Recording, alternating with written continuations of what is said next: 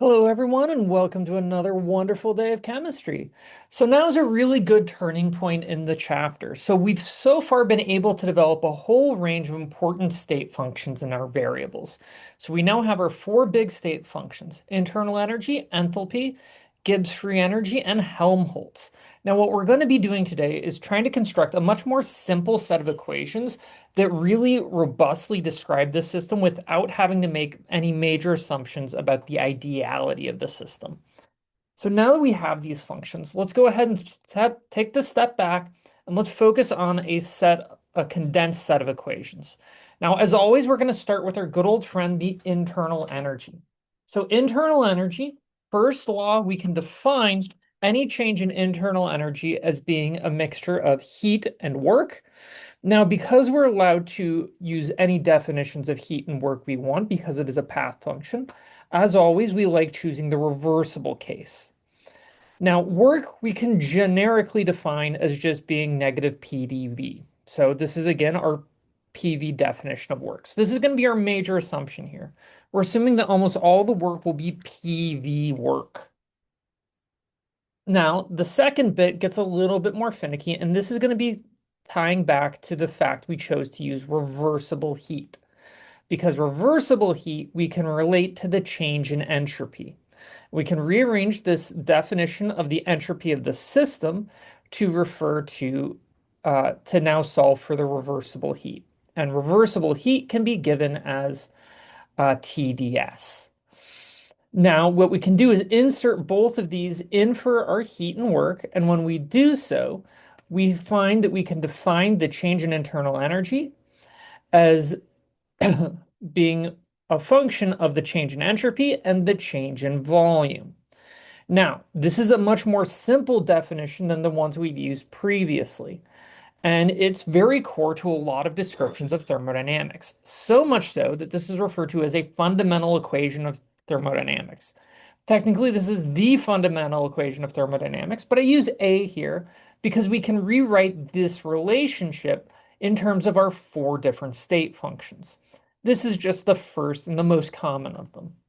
Now, notice we only had to make two major assumptions. So the first is we assumed a closed system so that the amount of substance was not changing. This is fairly easy to address simply by dividing by n, and we have molar properties. So this one we'll go ahead and address a little bit more specifically when we're talking about mixtures. Then the second one is that we only have PV work. So we're ignoring any other type of work, specifically those of chemical reactions. And again, we'll also go ahead and address this a little bit later when we're talking about reactions, as there's some modifications we can do to these fundamental equations to accommodate for that. Now, what we find from this fundamental equation is we find that the internal energy has a dependence on two major variables: entropy and volume, as these will be our independent variables and the internal energy will be our dependent. Now, this means we can also rewrite this expression in a differential form, and we've seen this form before. So because we've got two different variables, this means that I can go ahead and treat it as literally having the derivative of both cases. In the first case, we're going to assume, since it's changing with entropy, we're going to keep volume constant. And the second case, because it's changing with volume, we're going to keep entropy constant. Where notice the variable being kept constant is always going to be the variable on the other side. So this is just a product of the product rule. Now, what's fun is we can then go ahead and relate these two different versions of the fundamental equation. And doing so, we can find that we actually know the first derivative of these expressions. So I know the isochoric change in internal energy with entropy is just the temperature.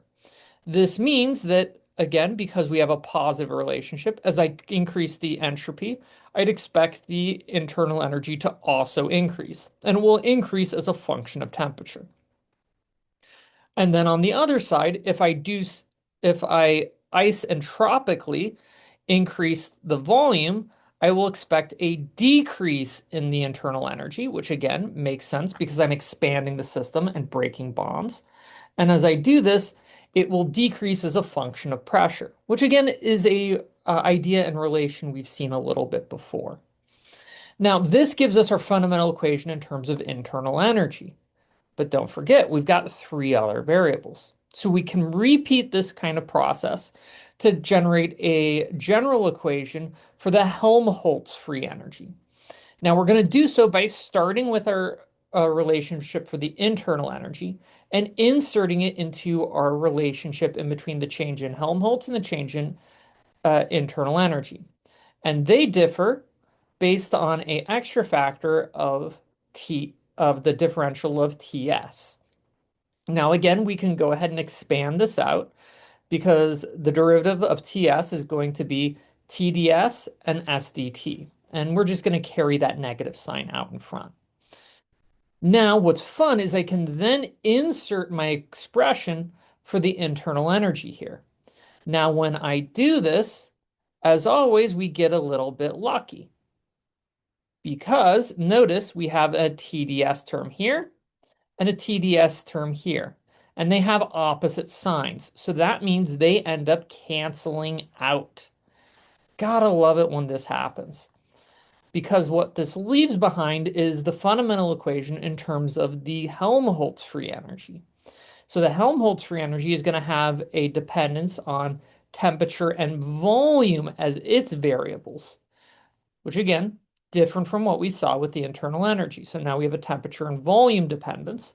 And again, notice we have slightly different prefactors. And we can go ahead and relate the differential form.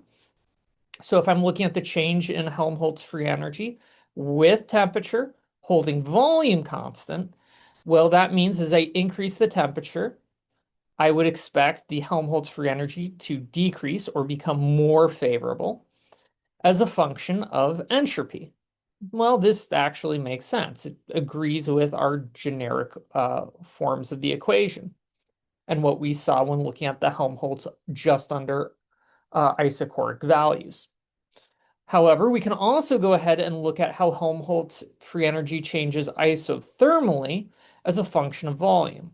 And in this case, we also find it as I increase the volume, the system will become more stable as a function of pressure. So again, this is actually a fairly kind of cool relationship.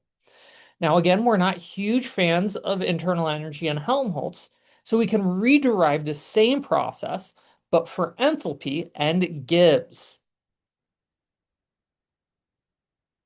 Now, when we do this, again, we can take our relationship for in between enthalpy and internal energy, go ahead and insert our internal energy expression.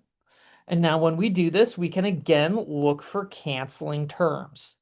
So notice here we have a minus PDV term, which will cancel with the PDV term that came from our derivative portion. Now, when we do this, we're left behind again with a fairly simple expression. It turns out that enthalpy is going to vary as a function of entropy, just like for the internal energy, and now in terms of pressure instead of volume. So notice we just kind of switch these terms, including sign. All right, so these two are very highly related, which makes sense. And again, we can look at this in terms of the differential form. So if I'm looking at the isobaric change in enthalpy with respect to entropy, this is going to vary as T. So again, as entropy goes up or more favorable, enthalpy will also go up or less favorable. And again, as a function of T. We can also look at this in terms of an isentropic change in pressure, which is going to show that as I increase the pressure, the enthalpy will also go up, becoming less favorable as a function of volume. So larger volumes will see a greater change in the enthalpy. Smaller volumes will see a lower. Now we can repeat the same process for Gibbs. Now we can get this just like we did for the Helmholtz in terms of the enthalpy. Now notice that this has a very similar form as the enthalpy. As for the Helmholtz, the only difference is I exchange the internal energy for the enthalpy, which means that again we'll see this TdS cancel, again, with the portion from the derivative. When we do so, congratulations, it leaves us behind with a simple expression. It turns out that Gibbs will have as its independent variables temperature and pressure. Yay! Now, again, we can go ahead and relate this to our first derivative form. And I want you to pay very close attention to this because in the next chapter, we're going to spend a lot of time looking at variations of Gibbs, and actually, even in the remainder of this chapter. And we see as we increase the temperature of the system should become lower in energy, again, negative sign, so more favorable as a function of entropy, which makes sense because the system will become entropically stabilized. Entropy likes high temperatures in disordered systems. Now, as I change the pressure, we're going to find as I increase the pressure, the system will become less stable, again, as a function of volume. So again, this is actually fairly useful. We have four generic ways of describing our four major uh, thermodynamic functions. Now, one of the issues is that I expect you to know each and every one of them and how to obtain them, especially because once we get to the final, these are all very fair game. Now, because this is going to be easy to mess up all of the variables and get them switched, it's nice if we have a convenient way to help get us these equations. And that's where we introduce that UG ship.